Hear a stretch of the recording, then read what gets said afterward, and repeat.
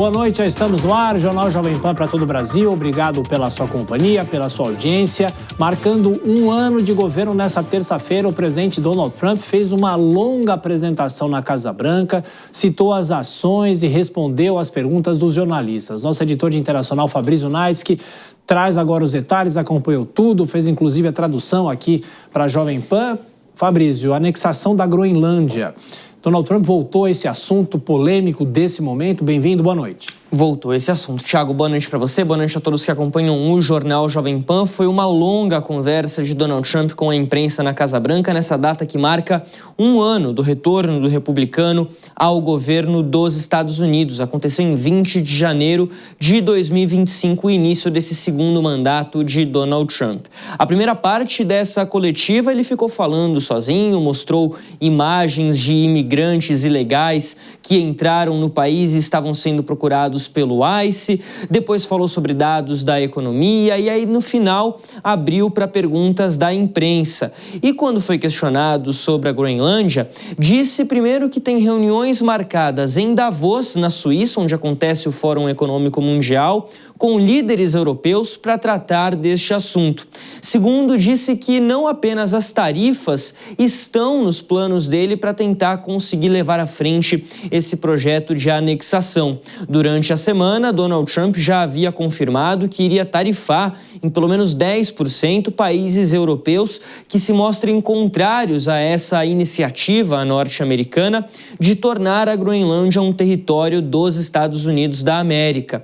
Dessa vez, ele disse que tem outras ideias em mente para conseguir levar à frente esse projeto. Falta combinar com o povo da Groenlândia, que no fim de semana saiu às ruas em Nuuk, a capital do território, para se manifestar contra essa possível anexação. Embora seja desejo da Groenlândia se tornar um território independente, se separar da Dinamarca, não é, pelo menos de acordo com as pesquisas, interessante para eles se tornar parte dos Estados Unidos. Mas Donald Trump também falou sobre outros assuntos. Como eu falei, essa primeira parte foi focada mais no público interno, dados da economia.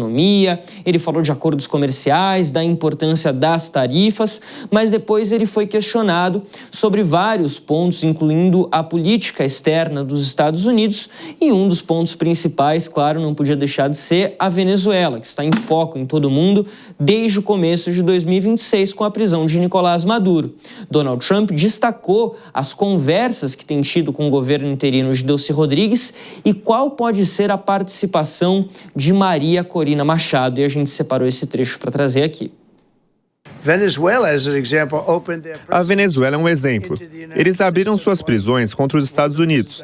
Essa é uma das razões pela qual eu tinha sentimentos fortes sobre a Venezuela. Agora, eu amo a Venezuela. Eles estão trabalhando muito bem conosco. Tem sido muito bom. E uma mulher incrivelmente legal também fez uma coisa muito incrível, sabe? Alguns dias atrás. Nós estamos conversando com ela. Talvez a gente possa envolvê-la de alguma forma. Eu adoraria fazer isso. Maria, talvez a gente consiga fazer isso. Mas nós estamos lidando com o povo, a presidente e todas as pessoas da Venezuela. E estamos indo muito bem. As empresas petrolíferas estão prontas para fazer investimentos enormes por lá. Eles têm mais petróleo até que a Arábia Saudita.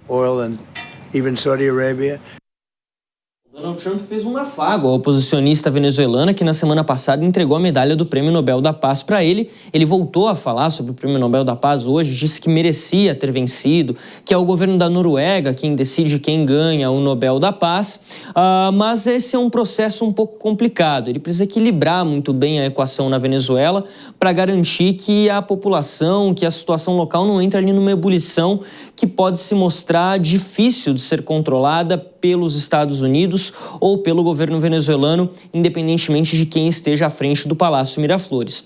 Por fim, Donald Trump também foi questionado sobre o chamado Conselho da Paz e foi questionado, inclusive, sobre o convite feito ao presidente Lula e qual poderia ser o papel do brasileiro nesse conselho. Donald Trump apenas confirmou que convidou, de fato, Lula para integrar o Conselho da Paz e disse: eu gosto dele, ele é um cara legal. Essa foi a declaração de Donald Trump, que depois fugiu da resposta e começou a falar de outros assuntos, Thiago.